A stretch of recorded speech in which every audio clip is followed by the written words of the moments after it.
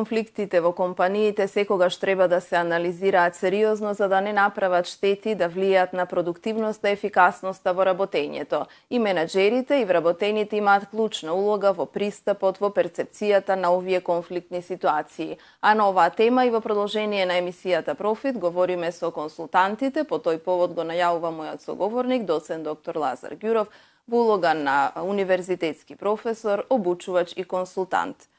Професор Ѓуров, еве продолжуваме во нашата анализа за конфликтите, нивното менаџирање, една сериозна тема. Констатиравме дека важно е пред се да се разбере што е она што го имаме во компанијата, да прифатиме различни ставови и мислења, што е добра насока да се стигне и до разрешување на ваквите состојби. Како треба да се постави организацијската култура за да нема опасност еве од конфликтни ситуации? Организацијската култура е клучна за компанијата да пријаѓа соодветно на менаџирање на конфликтите. И тоа се некакви непишани правила или пишани, зависи како е решено во компанијата, кои што одредуваат на каков начин луѓето пријаѓаат кон конфликтите. Уште еднаш ќе напоменам, на македонските менаџери не им е лесно бидејќи вработените доаѓаат без изграден пристап за менаџирање на конфликти. Во некакви западни култури кај што во семејствата конструктивно од мали луѓето знаат дека треба да изразуваат и конструктивно се менаџираат конфликтите, тие доаѓаат спремни и тоа го прават конструктивно. Меѓутоа, кај нас се доаѓаат вработени кои што не знаат и ќе дојдат во компанијата и ќе донесат некаков, да речеме, дел од нив ќе бидат лавови. Сега ти си собрал во група луѓе со конфликтен стил лав на едно место. Тоа е дефиниција, расправија, борба цело време. Менаџерите треба преку свој личен пример од старт да покажат дека се подготвени да прифаќаат конфликти. Значи, по дефиниција, лидерите се тие што ја креираат организацијската култура.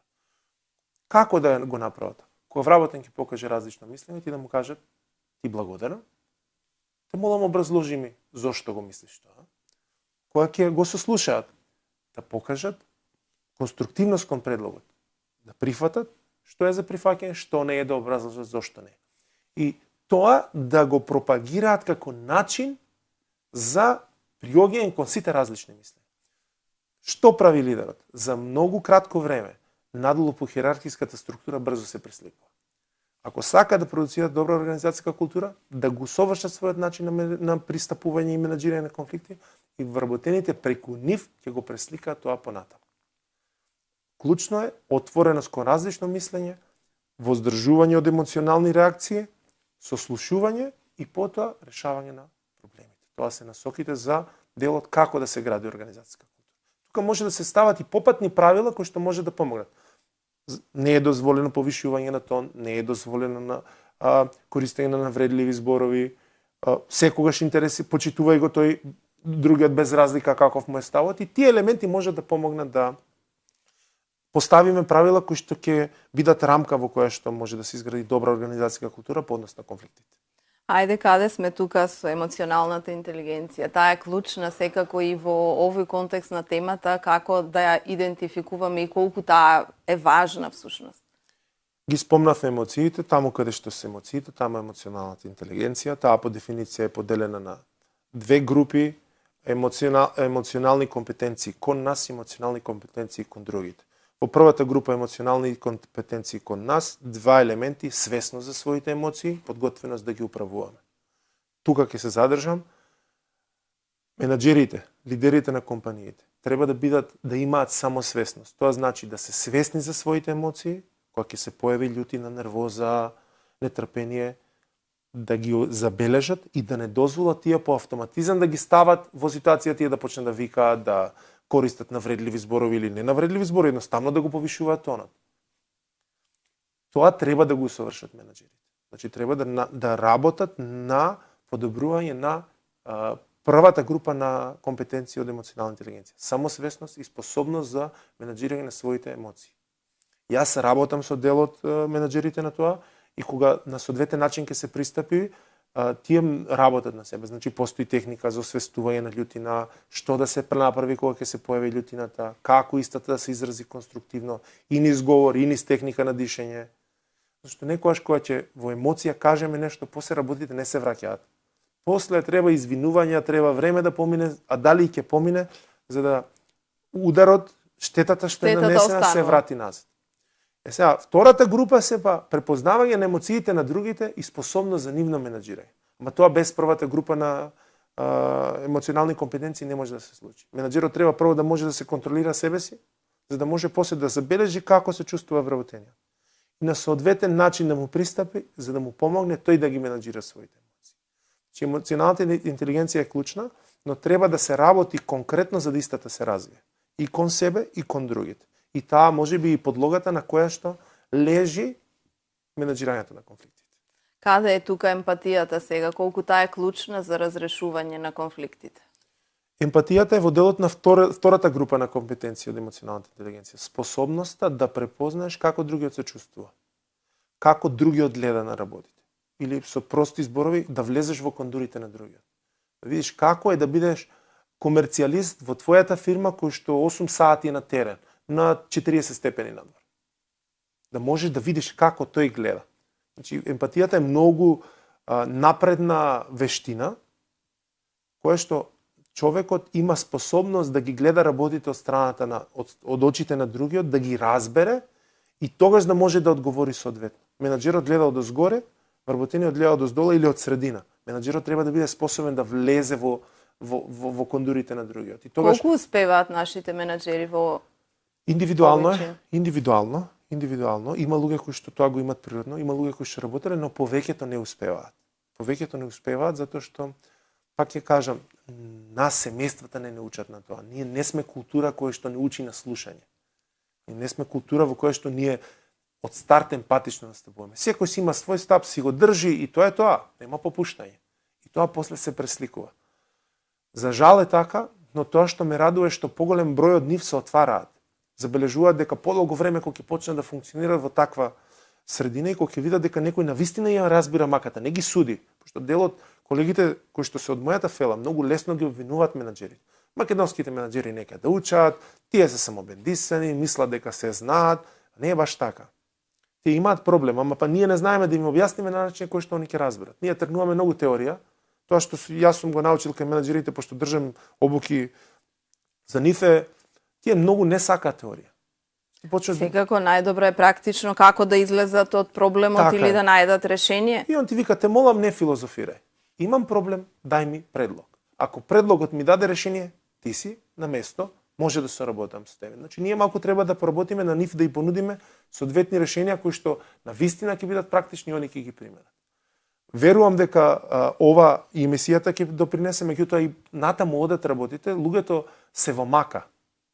И мора да бараат се во мака, и тоа е стварно мака. Дел од нив, баш кога ќе созре работата, кога ќе сватат дека доволно се обиделе, не успеале, дека некој има решение, си го барат решението, ако налетат на добар стручњак, ќе ги помогне и тие одма ќе го видат благодетот.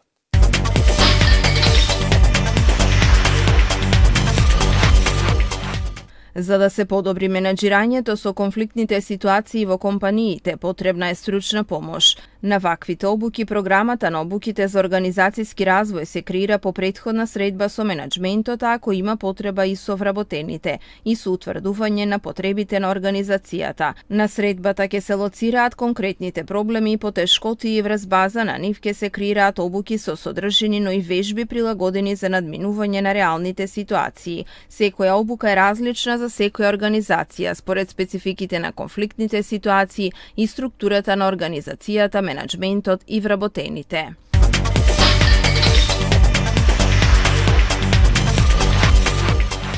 Каква е поврзаноста помеѓу конфликтите и тимското работење? Знаеме дека секогаш во една компанија има повеќе вработени, што создава само по себе ризици за конфликтни ситуации.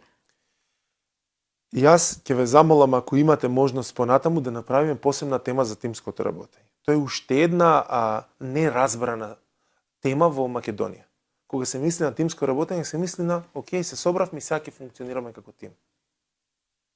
Тоа нема никаква врска со реалност. Јас докторирав на улогата на лидерството во развојот на тимот. За да дојдеме до тим, тимот треба да помине низ многу фази на усогласување, меѓу кои што има различни теории, ама една од теоријата е фаза на конфронтирање. На почетокот сите ние се обидуваме да се прилагодиме. Ма како поминува времето, ќе почнеме да не се согласуваме и да ги покажуваме своите несогласувања во тимот. И сега, ако лидерот што води успее тој конфликт кој што е неминовен да се случи, го изменаџира правилно, тимот ќе почне да функционира како вистински тим, ќе се појави синергија. Конфликтот е составен дел од развојот на тимот. И само тим кој што конструктивно поминал низ фазата на конфронтирање и конфликт ќе стане вистински тим. За жал, многу се идеализира тимското работење, многу лесно се вика, окей, ајде ние сме тим, не, тоа личи на тим. Ама ако влезете малку под површината, ќе видите дека внатре постојат многу игри. Има многу недоречености. Вистински тим е тим кој што е уигран, кој што навистина го постигнува ефектот на синергија. Ефектот на синергија е 1+1 е повеќе од 2. Збирот на индивидуи продуцираат резултат што е драстично поголем. Не 3, може 30 да е. 1+1 да е 30. Толку добро се уиграни, што работа како за дупло од себе. Ама тоа може само да се случи ако тимот се води правилно и помине низ фаза на конфронтирање и дојде во фаза на перформинг, односно извршување, кога се постигнува ефектот на синергија. Професор Ѓуров, многу корисно ќе биде преци и за вработените кои што се наоѓаат во конфликтни ситуации да знаат дали треба докре да го изразат својот став и можеби несогласувањето со менаџментот, со менаџерот, или пак треба да се повлечат и едноставно да прифатат дека не се слуша нивниот глас и дека тука завршува приказната. Што ќе советувате? Знаете како секој си има својата мака. Вработените имаат голема мака. Исто така. Посебно кога се некаде измеѓу. Значи, замислете ви имате шеф, менаџер, кој што е лав. Вие сакате да кажете нешто. Се што ќе кажете, он го доживува лично и на некаков агресивен начин ве одбива. Ако продолжите да се борите, тој ве смета за деструктивен елемент во организацијата и почнува да ве казнува. И тоа говориме само доколку има различни мислења. Не говориме за некакви екстремни ситуации да не разберат погрешно гледачите. Говориме само за различни мислења. Секој својот став да го изрази. И ако тие се во ситуација да нивниот претпоставен или тој над него нема вештини, навистина е тешко да се справат. Тоа што јас би ги советувал е да направат добра проценка.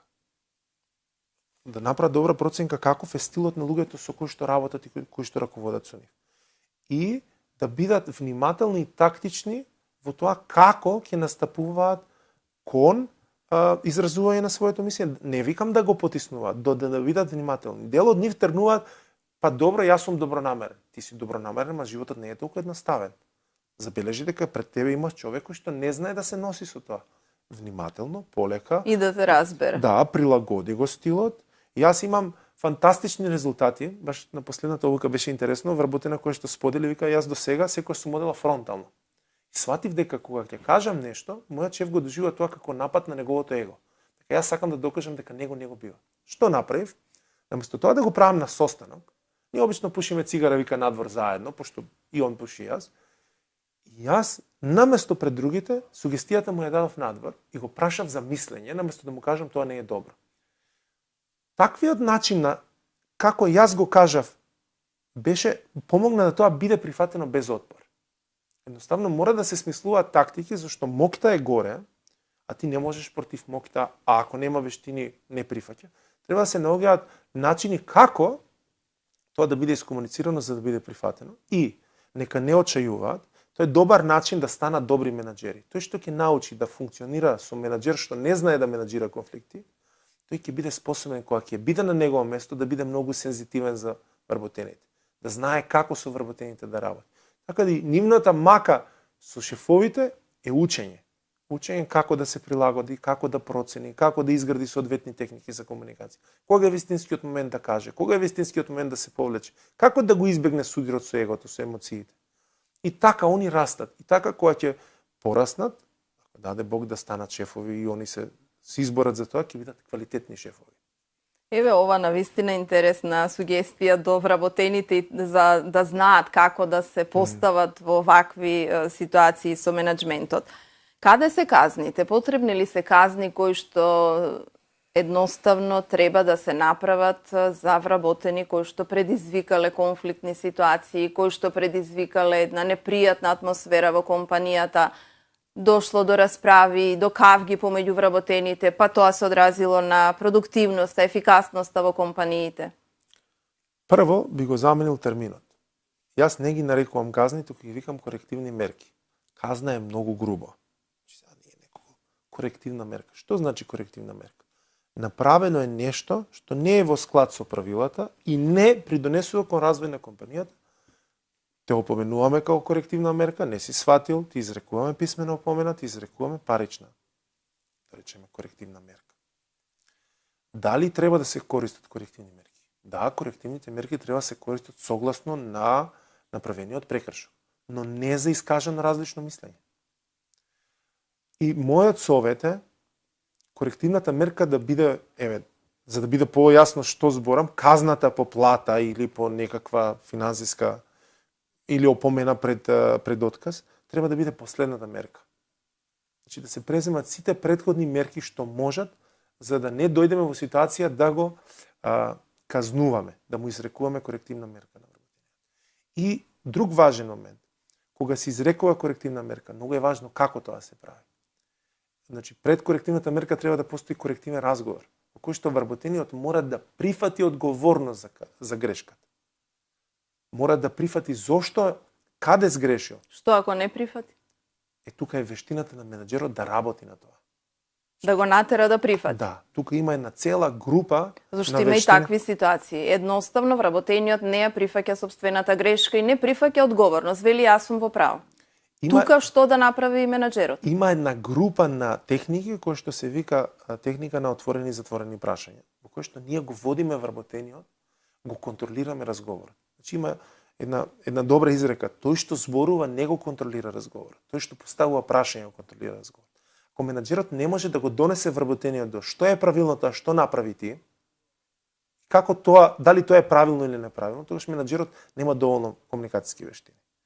Треба да се обиде да го донесе. Сега пак ќе кажам, менаџерот не може да биде магионичар. Ако другиот од друга страна зазема став, не сум јас грешен и тоа е тоа, менаџерот треба да свати дека од другата страна има човек кој што не сака да слуша, кој што намерно или ненамерно или со интенција не прифаќа, да му изрече мерка. На крајот на денот можеби тој човек не треба да биде дел од твојата организација. Ако тој направил грешка, не сака да прифати грешка, покрај сите твои техники, обиди, пристапи да му илустрираш дека тоа е грешка, он продолжува да си тера по своем, можеби е човек кој што едноставно не му е местото тука, можеби нема доволно комуникацијски вештини, па можеби он треба да оди на обука. Меѓутоа треба да се обидат. Што ако менаџерот идентификува дека постои проблем, дека е направена грешката, но дава шанса? Едноставно вели добро, во ред, грешката е направена. Нема да казнувам, нема да изречам казна или корективна мерка. Како тоа влијае на самиот вработен, кој што можеби е свесен дека постои грешка и одговорност и на останатите? Законот за работни односи кажува дека при изрекување на дисциплинска мерка мора да се дадат насоки за коригирање. Дури тоа треба и да го прочитат, некои од нив прават грешки, изрекуваат мерки, не ги прават по законот, после ќе дојдат до отказ, па ги тужат и после работодавците имаат проблеми. Значи законот е јасен. Ако има прекршок, треба да се направи разговор, да му се даде корективната мерка со насоки за коригирање и рокови до кога. Исто и таму има градација. Си има што се изрекува прво, второ, трето, со тоа што не мора да се следи ако грешката е преголема. Ајде малку да веруваме во природата на луѓето. Јас имам искуство кога тоа е направено конструктивно, со почит, без користење на присила, без користење на некакво навредување, притисок, туку со отвореност. Ние многу често доаѓаме во ситуација вработениот сам да признае. Да, тоа е моја грешка. Фала ти што призна. Каде ти е грешката? Што придонесе за таа грешка? На каков начин следен пат може да направиш таа грешка да не се случи? Тоа таквиот пристап, значи сега тука во суштина се вештините на менаџерот за кратко време да дојде до тоа. Што од друга страна менаџерот нема време, он не е психолог, сега да седиме ние тука да дискутираме цел ден за грешката. Ама они веруваат дека тоа не е возможно, но ако ги усовршат вештините, тие можат за многу кратко време да дојдат во ситуација вработениот да си признае. Една од најдобрите лекции за целата организација е простувањето. Кога ние ќе видиме, значи јас имам пишувани текстови за тоа, два типа на постапување на грешки. Корективна мерка и поука. Ако грешката е направена ненамерно, без разлика што е нанесена штета, вие сте се потрудили да ја завршите работата. Ама од незнаење, не од свесна грешка, сте направиле грешка, ама сте се трудиле. Јас ако ве казнам ќе ве уништам. Вие се трудите и сте направиле грешка. Јас треба да ви простам. Јас треба да сватам дека сте сгрешили и да ви дам поука. И да ја сносам последицата на тоа што вие сте направиле грешка, па макар и да е финансиска. Вие ќе ми надокнадите, кај вас ќе проработи совеста. Ќе речете ми прости, свати дека не сум се грешил намерно. И имам должност да му вратам. Тогаш ние создаваме компанија во која што луѓето живеат за компанијата и почнуваат да ве следат како лидер, а не како деспот, од кој што се плашат да го казнат. Значи тоа е улогата на лидерот. Лидерот учи, менаџерот казнува. Лидерот ги охрабрува, ги мотивира, и тогаш компанијата не се сведува на место каде што јас доаѓам за да заработам пари. Јас доаѓам каде што сум прифатен, подучен, охрабрен, разбран, каде што ми е дадена шанса да правам нови работи.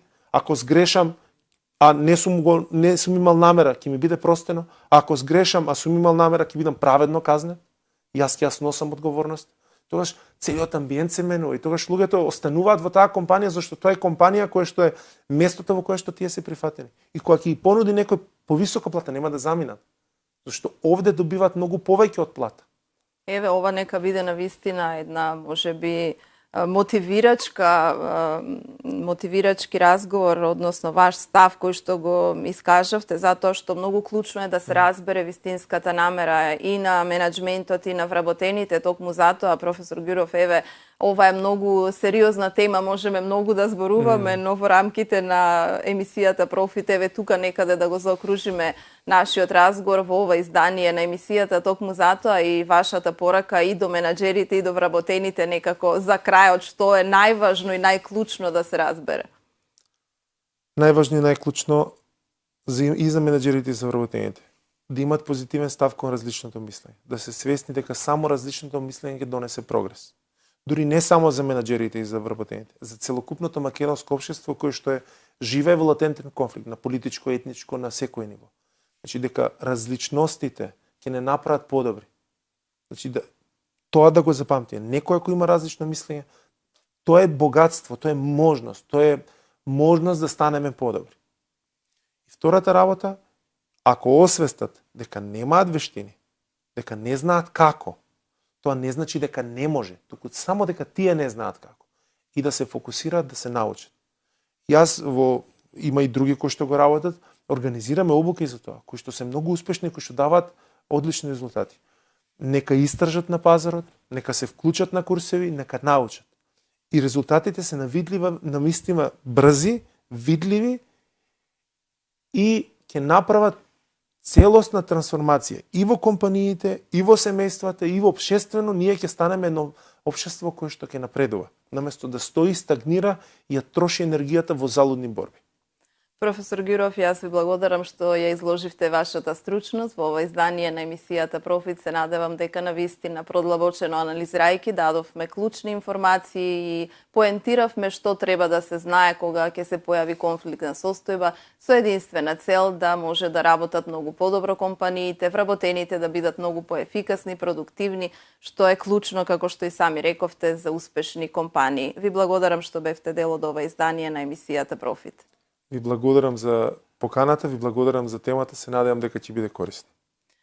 Почитувани гледачи, еве, заокружувајќи го ова издание на емисијата Профит, уште еднаш се потврдува дека конфликтните состојби во компаниите постојат, но треба да се бараат начини како тие да се надминат, затоа што можат да нанесат многу на една компанија како штета од аспект на продуктивноста, неефикасноста, конкурентноста на компаниите. Клучна е улогата и на вработените и на менаџментот да ги искажат своите ставови и со тоа да ги бараат можностите за надминување на конфликтите. Тоа беа предвидените содржини за ова издание на емисијата Профит. Следете ги репризните изданија на YouTube каналот Профит Наша ТВ. Имате дополнителна можност да ја следите емисијата. Довидување.